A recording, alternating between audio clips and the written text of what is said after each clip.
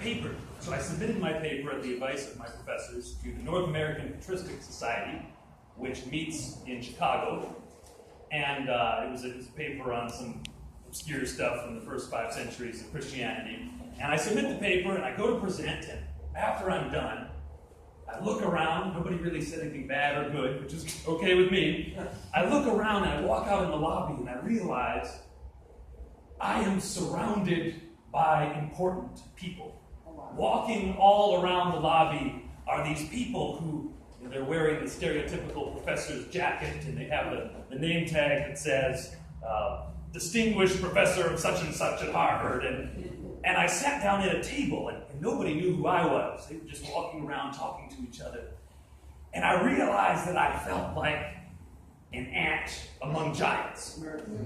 Everybody was just like a giant redwood tree, and I'm just walking around the base looking up at these people. Nobody knows who I am.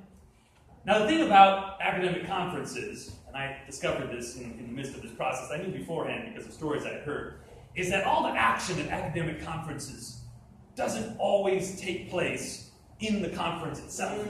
Because all these professors from different universities around the country come together, and after the talks are done, the official presentations, they go out to the bars and the restaurants, and they sit around and chat. And that's when the important people begin to speak off the cuff. And you learn things from other people that you wouldn't know otherwise. And things get very interesting at those little round tables in secluded spots in the city. So as I was sitting there, it got to be about dinner time, and all these professors started getting their groups and walk off to the different bars and restaurants. And I'm sitting here alone at a table. And I was waiting because I wanted to give a keynote address in the evening. And I thought, you know what? I guess I'm just going to eat my food. So I pulled out my Tupperware container with eggs and brown rice, start eating. I felt completely isolated.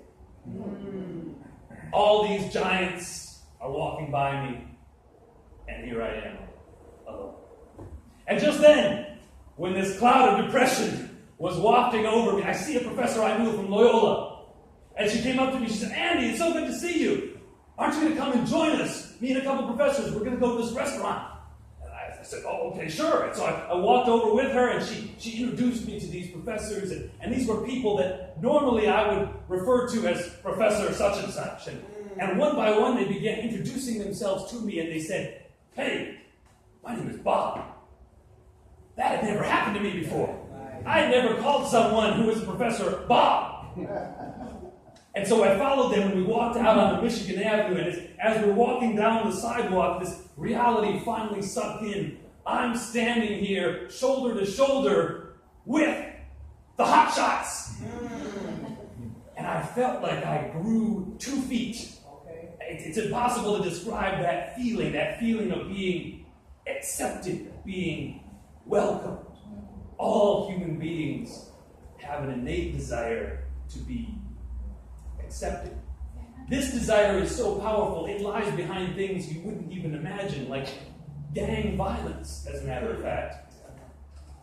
We often think of gangs as just brutal, vicious groups of young men who go out and do sadistic things.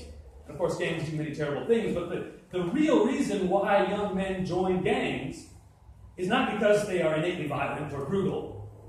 It's because they long to be accepted.